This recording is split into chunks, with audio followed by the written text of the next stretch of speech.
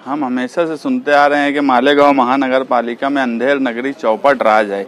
Corona की बीमारी में मालेगांव शहर में जो सबसे पहले डॉक्टर परवेज फैजी जो जीवन हॉस्पिटल के इंचार्ज बने, उसके बाद मालेगांव में एक दहशत का आलम था। कहीं न कहीं कुदरत की तरफ से ऐसा हुआ कि मालेगांव की वो पोजीशन हो गई कि पूरे इंडिया में, पूरे महाराष्ट्र में मालेगांव का अपना एक नाम हो गया। यार यहाँ पर अब मरीज नहीं पाए जा रहे और ये एक पैटर्न के नाम से जाना जाने लगा। तो इसके लिए जो लोगों ने अव्वल दिन से मेहनत की, doctor Parvez Faizi 40 ward boys, तो कारपोरेशन ने एक ऐसा लेटर ऑर्डर परवेज फैजी को दी जो ना ही कानूनी तौर पे बराबर है, ना ही इंसानी तकाज़ों पे पूरा उतरता है, ना डॉक्टर के पैसे के लिए वो बराबर है। कि जो बाहर से कुछ नगर से 10 मरीज फरहान हॉस्पिटल में इलाज किए, तो डॉक्टर परवेज को ये बोला गया कि उनके खिलाफ गुना दाखिल करें, उन मरीजों के खिलाफ,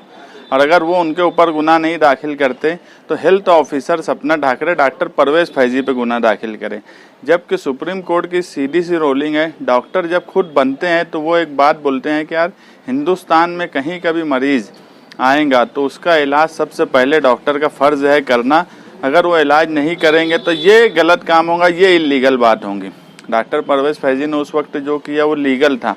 जिला बंदी की बात बोलकर उनके ऊपर इल्ज़ाम लगाया जा रहा है, जबकि जिला बंदी का बॉर्डर देखना ये इंतजामिया और पुलिस का काम है। इसलिए हमारा मालेगांव महानगर पालिका और कमिश्नर से मुतालबा है कि सबसे पहले डॉक्टर परवेज फैजी का ऑर्डर वापस लिया जाए। दूसरी बात ये कि डॉक्टर परवेज फैजी से भी और अवामी तौर पे हमारा दिल दुखा है कि गलत तरीके से उन्होंने नोटिस दी है, माफ़ी मांगे। अगर वो माफ़ी नहीं मांगते हैं तो हम इस उनके ऑर्डर को जो सुप्रीम कोर्ट के रूलिंग के खिलाफ है हम उसको चैलेंज करेंगे। दूसरी, जिन वार्ड बॉय ने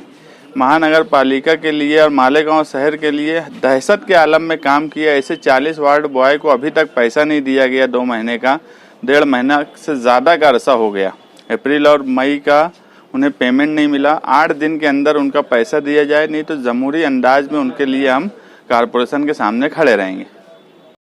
कि जो ममालिक मेडिकल लाइन से अपना एक नाम रखते हैं वो लोग भी सख्ते में आ गए और आसमान की तरफ सर उठाकर, हाथ उठा करके ये कहने लगे कि अब जो भी करेगा ऊपर वाला करेगा। ऐसे सख्त हालात में अप्रैल और मई के महीने में हमारा शहर मालेगांव जिस तरह बीमारी से जूझ रहा था और खौफ और दहशत का जो माहौल था, रोज़ाना 40, 50, 60 अमवात हो रही थी। ऐसे मौके पर काम करने वाले अफराद के खिलाफ अगर कारपोरेशन का कमिश्नर या कारपोरेशन के ऑफिसरान इस तरह का कोई इक़दाम करते हैं जो सुप्रीम कोर्ट के आदेश के खिलाफ, इंसानियत के खिलाफ, और इसी तरह काम करने वालों की मेहनत और मजदूरी न देते हुए, उनकी सराहना न करते हुए उनके खिलाफ कानूनी इक़दाम करने की अगर बात की जाती है तो ये बहुत दुख की बात है। आज की ये प्रेस कॉन्फ्रेंस जो है 2 मुद्दों पर ली गई है। एक मुद्दा तो ये है कि जब मालेगांव में महामारी उरूज पर थी और डॉक्टर साहिबान इलाज करने के लिए तैयार नहीं थे, हेल्थ मिनिस्टर ने आ करके कलेक्टर को और कमिश्नर को इस बात का आदेश दिया था कि जो एमडी फिजिशियन हो उनको 1 लाख पगार दी जाए, जो MBBS हो उनको 70-80 हज़ार रुपया दिया जाए, और जो BUMS हैं उनको 30-40, बोलेंगे तो 50 हज़ार रुपये जो है उनको तनख्वाह दी जाए। ऐसे हालात में कोई हॉस्पिटल में काम करने के लिए तैयार नहीं था। डॉक्टर परवेज फैजी नामपुर में वहाँ पर हॉस्पिटल में थे। डॉक्टरों के मशवरे से उनको बुला करके कोविड-19 के लिए उनको इंचार्ज बनाया गया और ऐसे हालात के अंदर उन्होंने काम शुरू किया। हॉस्पिटल के अंदर क्या हालात थे, ना नर्स रहती थी, ना वार्ड बॉय रहता था, कोई डॉक्टर सही मानों में इलाज करने के लिए तैयार नहीं था। ऐसे हालात में डॉक्टर परवेज फैजी ने चार्ज ले करके उन्होंने जो है इलाज व मुआवजा शुरू किया। और उसी के साथ मालेगांव के जो है वर्कर, मालेगांव के नौजवान जिन्होंने महामारी के इस दौर में अपनी जान हथेली पर रख करके महामारी के टाइम में लोगों, मरीजों तक पहुंच करके उनको सहूलियात मुहैया कराई, ऐसे लोगों को तनख्वाह से महरूम रखना और वो लोग ईमानदारी से अगर कहा जाए कि जिन लोगों का हक था उनको न देते हुए जिन लोगों का हक नहीं था उनको बड़ा बड़ा पेमेंट किया गया, ये मालेगांव के लिए बहुत अफसोस की बात है। डॉक्टर परवेज़ फैज़ी के ताल्लुक से हम ये कहना चाहते हैं कि उन्होंने जो खिदमत अंजाम दी है वो नाकाबिले फरामोश है और उनको टारगेट इसलिए किया जा रहा है कि उन्होंने मालेगांव में रहते हुए मालेगांव के लोगों का इलाज तो किया, लेकिन जिन शहरों ने या जिन इलाकों के लोगों ने मालेगांव के लिए, मालेगांव के मरीजों के लिए अपना दरवाज़ा बंद कर दिया था, वहाँ से आने वाले मरीजों का अगर उन्होंने इलाज किया और वो सेहत याब हुए तो उन पर जो है इस तरह दबाव बना करके उनके खिलाफ कानूनी कार्रवाई करने के लिए नोटिस देना, और वो भी इस तरह कि पवारवाड़ी पुलिस स्टेशन के पीआई ने कारपोरेशन में इस तरह का कोई लेटर दिया है कि बाहर के मरीजों को आने के बाद इन्होंने उनका इलाज किया, तो बाहर के जो मरीज आए हैं मालेगांव में उन्होंने जो है लॉकडाउन की खिलाफ वर्जी की है, ज़िला बंदी थी, उसके बावजूद वो मालेगांव आए, तो डॉक्टर उनके खिलाफ कंप्लेन करे,